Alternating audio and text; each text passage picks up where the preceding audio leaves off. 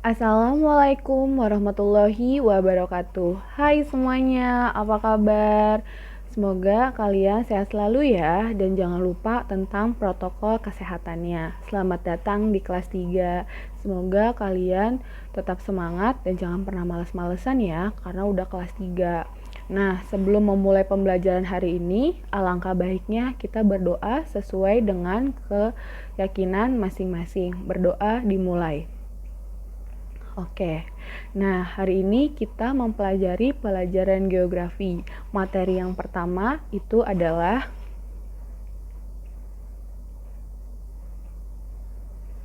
wilayah dan perwilayahan dalam perencanaan tata ruang wilayah.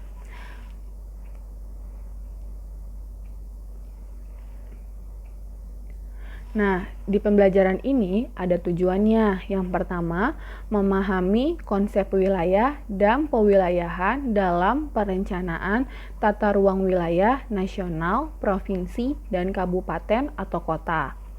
Nah, yang kedua, membuat peta pengelompokan penggunaan lahan di wilayah kabupaten atau kota provinsi berdasarkan data wilayah setempat. Jadi dari hasil pembelajaran ini nanti kita buat peta. Nah, buat petanya itu peta daerah kalian masing-masing sesuai dengan wilayah dan perwilayahannya. Seperti itu. Nah, di sini ada apa? Itu wilayah, perwilayahan, dan tata ruang. Jadi, sebelum kita membuat peta nanti, kita harus tahu arti dari wilayah, perwilayahan, dan tata ruang. Nah, sebelum kita mulai pembelajaran hari ini, siapkan dulu alat tulis kalian dan buku tulis kalian agar kalian bisa mencatat. Baik, kita lanjut ya materinya.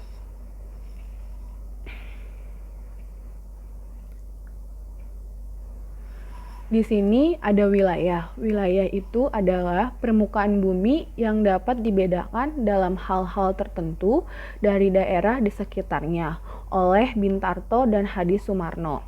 Nah, dari pengertian itu unsur wilayahnya ada nih. Yang pertama, memiliki ciri dan luas tertentu. Bisa contohnya itu seperti Cijantung dan Jalan Baru. Cijantung itu memiliki ciri-ciri yang berbeda dengan Jalan Baru maupun luasnya juga pun berbeda. Nah, yang kedua berbeda dengan daerah yang lain. Nah, contohnya seperti Cijantung dan Jalan Baru pasti berbeda kan ya wilayahnya. Dan yang ketiga dapat ditentukan berdasarkan aspek administratif fungsional. Nah, ini bisa dilihat di data RW atau RT ataupun kelurahan.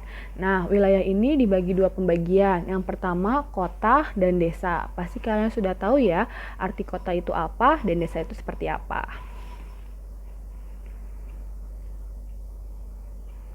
Nah, di sini ada konsep wilayah.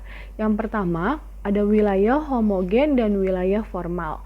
Nah, wilayah homogen adalah tempat populasi di suatu area memiliki karakteristik yang khas. Ingat, homogen itu yang khas, yang karakteristiknya, baik karakteristik fisik maupun populasi lokal.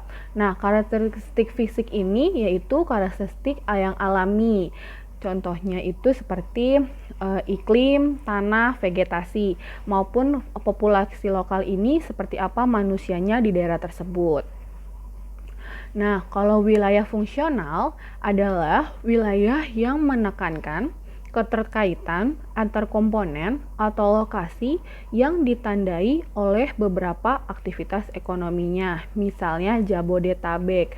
Nah, kalau fungsional ini, misalnya di suatu daerah itu dijadikan tempat ekonomi, seperti contohnya di Jakarta nih, kota Jakarta adalah sentral utama perekonomian di Indonesia, ya kan? Nah, Jabodetabek itu ada Jakarta, Bogor, Depok, Tangerang, Bekasi. Nah, yang ketiga ada wilayah vernakular atau perseptual. Nah, wilayah ini wilayah yang memiliki identitas unik karena persepsi orang tentang wilayah tersebut.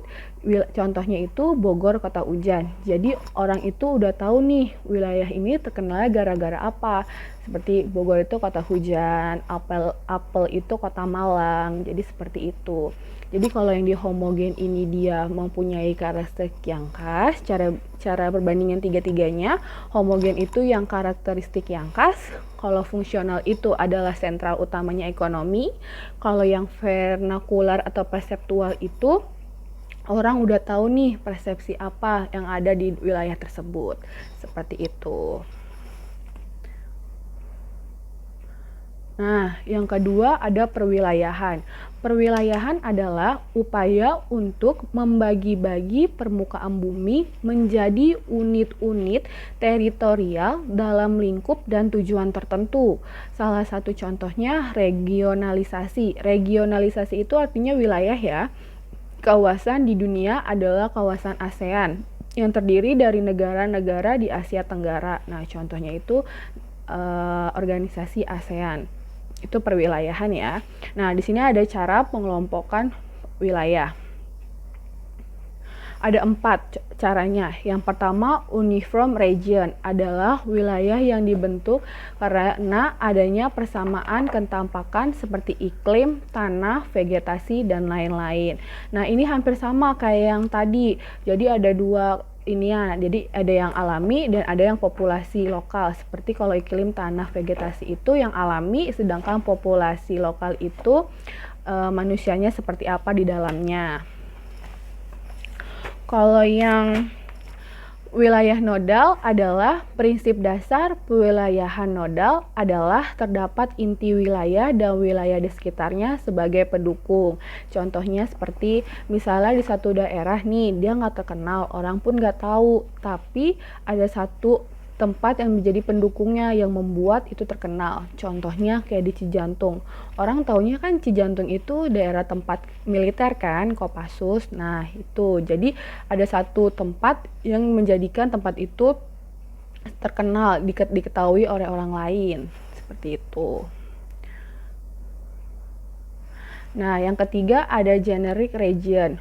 Wilayah yang diklasifikasikan berdasarkan jenisnya sehingga fungsi wilayahnya diasingkan. Contohnya pertanian kebun teh. Nah, contohnya ini pertanian kebun teh maksudnya misalnya di satu daerah nih, cuma boleh ditanami pertanian kebun teh aja, nggak bisa pertanian yang lain. Jadi hanya kebun teh saja, misalnya kayak di Puncak. Nah, itu kan cuma ada kebun teh doang ya kalau kita lihat. Nah, seperti itu kayak contohnya di daerah Puncak. Jadi nggak ada yang lain-lainnya, hanya kebun teh aja, nggak ada palawija, nggak ada tumbuh-tumbuhan yang lain, nggak ada. Seperti itu. Nah, yang terakhir ada specific region. Wilayah berdasarkan kekhususan sehingga memiliki karakteristik yang berbeda. Contohnya itu pembagian karakteristik fauna. Nah, kan kalian sudah belajar nih tentang karakteristik fauna yang ada di Indonesia, flora pun juga. Jadi kan kalian udah tahu daerah Sumatera sampai Papua itu faunanya apa aja, floranya juga itu apa aja. Kan sudah pernah saya kasih tugasnya waktu bikin peta. Oke. Nah, yang terakhir di sini ada tata ruang wilayah. Adalah suatu sistem proses perencanaan tata ruang, pemanfaatan tata ruang, dan pengendalian pemanfaatan ruangan. Tujuan utamanya adalah perbaikan yang berkesinambungan atas suatu masyarakat secara keseluruhan menuju kehidupan yang lebih baik. Jadi, tata ruang wilayah ini adalah salah satu solusi pemerintah untuk menertibkan wilayah-wilayah yang ada di Indonesia. Jadi dengan ada tata ruang ini, nanti kita bisa lihat nih perencanaannya seperti apa, pemanfaatannya seperti apa. Contohnya AMDAL, pasti kalian tahu kan AMDAL. Nah, untuk membahas AMDAL nanti kita akan lanjut di next pelajaran selanjutnya. Nah, baik. Pelajaran hari ini cukup sampai di sini. Untuk insya Allah minggu depan kita akan membahas lagi tentang apa itu tata ruang dan manfaat dari tata ruang wilayah. Nah, kalau misalnya ada yang ingin ditanyakan untuk pembelajaran hari ini, kalian bisa WA saya. Sekian dan terima kasih. Wassalamualaikum warahmatullahi wabarakatuh.